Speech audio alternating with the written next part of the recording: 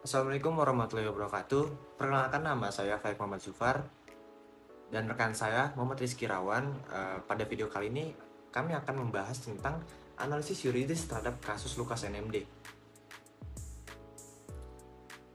Korupsi atau yang dari bahasa Latin artinya corruption, dalam bahasa Inggris artinya corruption, dalam bahasa Arab fasad, dalam bahasa Belanda arti korupsi adalah cikal bakal bangsa Indonesia menggunakan kata korupsi. Selanjutnya adalah definisi dari tindak pidana khusus itu sendiri. Tindak pidana khusus itu atau tipidsus adalah bagian dari hukum pidana yang berada di luar hukum pidana umum atau kitab undang-undang hukum pidana. Adalah kode hukum yang dikodifikasi. Tindak pidana khusus mempunyai ciri khusus dan khusus baik dalam ketentuan hukum yang berlaku maupun dalam cara penanganan perkaranya, hukum acaranya, penegak hukumnya maupun pengacara yang menanganinya. Aturan-aturan ini biasanya terdapat dalam undang-undang khusus yang mengatur bidang-bidang tertentu seperti ekonomi, narkotika, korupsi, dan lingkungan. Tindak pidana khusus memiliki peraturan yang dirancang khusus untuk mengatur perbuatan-perbuatan terlarang, sanksi-sanksi, dan prinsip-prinsip hukum yang mendasari pemrosesan perkara. Ketika hukum pidana seringkali membuat peraturan yang menyimpang dari norma hukum pidana umum, karena adanya tuntutan masyarakat terhadap peraturan hukum yang lebih spesifik. Jika kita melihat sejarah, dari saat bangsa Indonesia sedang dijajah oleh Belanda, para ahli sejarah dan sosiologi berpendapat bahwa budaya korupsi sudah ada sejak zaman penjajahan. Belanda memperkenalkan praktik korupsi sejak pajak ilegal dan penyuapan oleh pemerintah Belanda dan otoritas lokal. Korupsi di Indonesia bermula dari sistem feodal yang diperkenalkan oleh Belanda, di mana orang-orang terdekat dengan penguasa mempunyai keuntungan lebih besar dalam mendapatkan pekerjaan dan proses proyek pemerintah. Korupsi di Indonesia juga disebabkan oleh sistem yang dibangun oleh Belanda, sebuah sistem yang diperkenalkan oleh penguasa yang mengutamakan kepentingan kelompok elit dan merendahkan rakyat jelata seperti budak.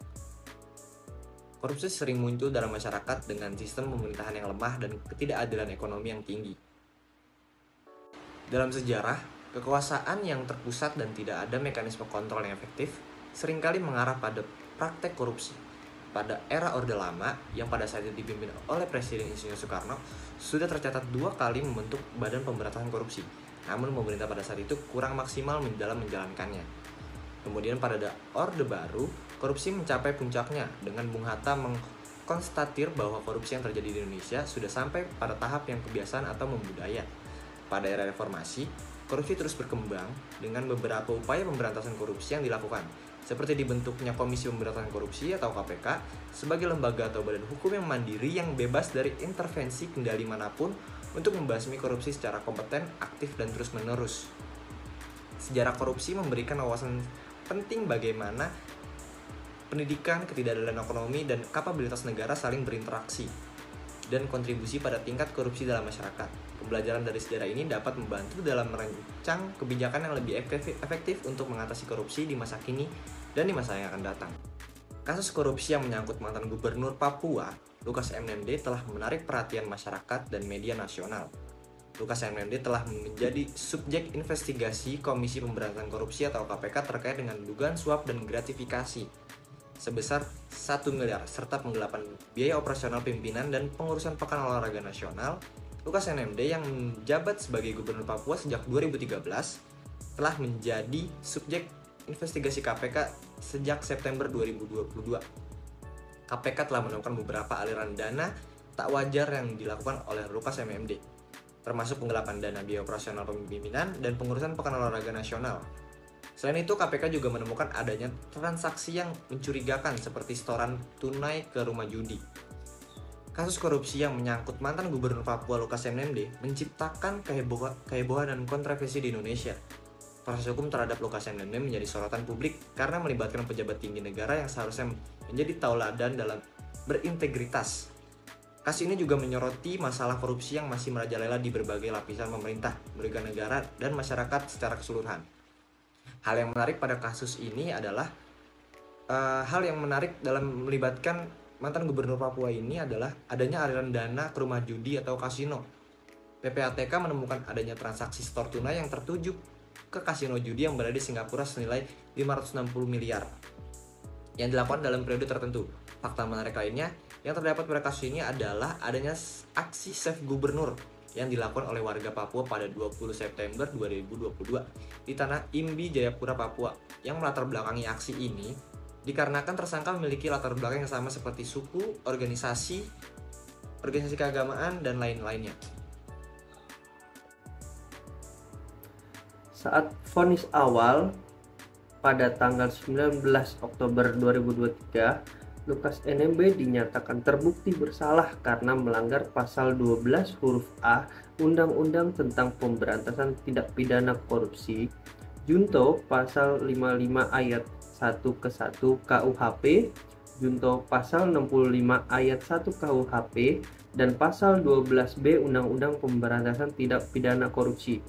Dalam kasus korupsi yang melibatkan Gubernur Papua Lukas NMB, terdapat dugaan penerimaan gratifikasi sebesar 1 miliar rupiah. Lukas NMB dijatuhkan hukuman 8 tahun penjara dan denda 500 juta rupiah atas dugaan suap dan gratifikasi terkait dengan pengelolaan uang tak wajar dalam beberapa proyek infrastruktur Provinsi Papua. Namun, Lukas NMB tidak puas dengan vonis awal dan mengajukan banding ke Pengadilan Tinggi DKI Jakarta pada tanggal 7 Desember 2023. Pengadilan DKI Jakarta memperberat hukuman Lukas NMB menjadi 10 tahun penjara dan denda 1 miliar rupiah. Jika denda tidak dibayar, maka diganti dengan pidana kurungan selama 4 bulan. Selain itu, Lukas diwajibkan membayar uang pengganti sebanyak 47,8 miliar rupiah dalam waktu 1 bulan. Jika tidak, harta bendanya akan disita, dan bila tidak mencukupi, hukumannya ditambah 5 tahun penjara. Jadi memang pada saat vonis awal, JPU sudah meminta Lukas NMB dihukum 10 tahun penjara, namun pada saat itu belum dikabulkan oleh majelis hakim. Nah, pada saat Lukas NMB mengajukan ke pengadilan tinggi, nah disitulah majelis hakim mengabulkan permohonan dari JPU untuk menghukum 10 tahun penjara. Keberadaan aparat pengawas internal pemerintah atau APIP di Indonesia sangatlah penting karena APIP memiliki fungsi sebagai pengawas terhadap pemerintahan daerah. APIP diminta untuk menyarankan perbaikan pada pemerintahan daerah agar tetap pada standar nasional dan terhindar dari masalah. Selain fungsi-fungsi pengawasan dan audit yang dimiliki oleh APIP, APIP juga memiliki fungsi yang sangat penting, yaitu pemberantasan korupsi, kolusi, dan nepotisme. Papua adalah salah satu provinsi yang diawasi dengan ketat oleh KPK karena provinsi ini memiliki potensi tinggi dalam korupsi. Terdapat kesulitan-kesulitan yang dihadapi dalam pemberantasan KKN di Papua. Kurangnya pembinaan serta adanya jaringan korup antar pejabat pemerintah dengan pengusaha. Etnosentrisme juga salah satu sebab terjadinya korupsi di Papua. Terdapat berita yang diterbitkan oleh Kompas pada tahun 2013. Dalam pengamatan KPK, terdapat fenomena bahwa jika kepala daerah terkena tuduhan korupsi, maka kepala daerah tersebut akan menggerakkan massa untuk melakukan demonstrasi dan mendukungnya. Jika kita lihat sekarang, ternyata berita yang ditulis 9 tahun lalu masih relevan dengan kejadian tertangkapnya mantan gubernur Papua ini. Terdapat juga cara adat di mana dengan membayar sejumlah denda kepada masyarakat, dan ada pendapat bahwa kesalahan perorangan dapat dikatakan sebagai kesalahan bersama sehingga pelaku tidak dipenjarakan. Faktor-faktor tersebut merupakan faktor yang mempersulit pemberantasan korupsi, kolusi, dan nepotisme di Papua. Terlebih lagi oleh APIP. Namun, seiring perkembangan dan pembangunan yang dilakukan di Papua, KPK dan APIP juga semakin diperkuat untuk mengawasi pemerintahan daerah Papua. Terbukti, Papua keluar dari peringkat 10 provinsi terkorup di Indonesia. Namun, bukan praktik-praktik KKN sudah hilang di Papua. Pengawasan yang ketat harus tetap terjaga. Kerjasama yang erat antara KPK dan Inspektorat Daerah dapat memperkuat upaya pencegahan dan penindakan KKN. Koordinasi ini dapat dilakukan melalui pertukaran informasi secara real-time serta pelaksanaan operasi bersama untuk menindak pelaku korupsi. KPK dapat memberikan bimbingan teknis dan metodologis kepada inspektorat daerah untuk meningkatkan kapabilitas mereka dalam melakukan audit dan investigasi. KPK dapat membantu dalam pembentukan unit pengawasan khusus di daerah yang bekerja sama dengan inspektorat daerah dalam mengawasi penggunaan anggaran. Jadi, kesimpulan dari kami adalah penanganan kasus korupsi membutuhkan sumber daya besar dari aparat penegak hukum, termasuk penyelidikan, pengadilan, dan penegakan keputusan hukum.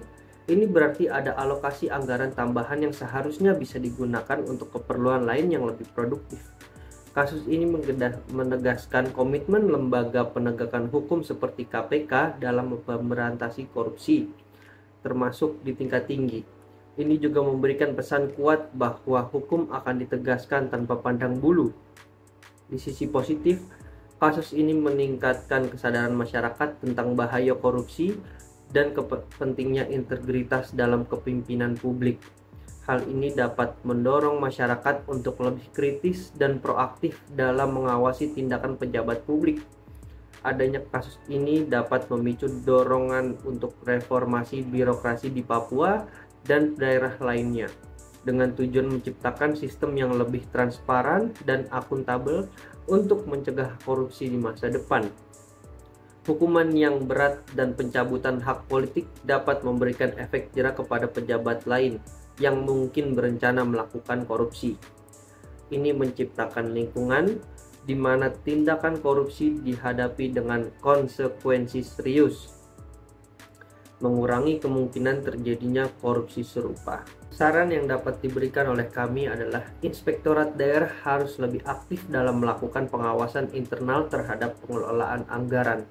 Hal ini dapat membantu mencegah penyelewengan anggaran dan memastikan penggunaan dana yang tepat dan transparan. Pengelolaan anggaran harus dilakukan dengan transparansi dan akuntabilitas yang tinggi. Informasi tentang penggunaan anggaran harus disampaikan secara jelas dan dapat diakses oleh masyarakat. KPK harus terus-menerus melakukan pemberantasan korupsi dan tidak membiarkan pelaku korupsi seperti Lukas NMB untuk menghindar dari hukum. Langkah-langkah yang diperlukan termasuk penangkapan, penahanan, dan hukuman yang sesuai. Pengembangan infrastruktur di Provinsi Papua harus dilakukan dengan prioritas yang jelas dan transparansi yang tinggi. Hal ini dapat membantu meningkatkan kualitas hidup masyarakat dan mengurangi kemungkinan korupsi. Pengembangan kualitas pemerintahan di Provinsi Papua harus dilakukan dengan fokus pada transparansi, akuntabilitas, dan partisipasi masyarakat. Hal ini dapat membantu meningkatkan kepercayaan masyarakat terhadap pemerintahan dan mengurangi kemungkinan korupsi. Pengawasan internal dan eksternal harus dilakukan dengan lebih efektif. Hal ini dapat membantu mencegah penyelewengan anggaran dan memastikan penggunaan dana yang tepat dan transparan. Pengembangan kualitas pendidikan di Provinsi Papua harus dilakukan dengan fokus pada pengembangan kemampuan masyarakat dan meningkatkan kesadaran masyarakat terhadap korupsi. Hal ini dapat membantu mengurangi kemungkinan korupsi dan meningkatkan kepercayaan masyarakat terhadap pemerintah. Kasus korupsi Lukas NMB menyoroti pentingnya transparansi, akuntabilitas, dan penegakan hukum yang tegas dalam pemerintahan. Dengan menerapkan saran-saran di atas, diharapkan dapat mencegah terulangnya kasus serupa dan membangun pemerintahan yang lebih bersih dan terpercaya di Indonesia.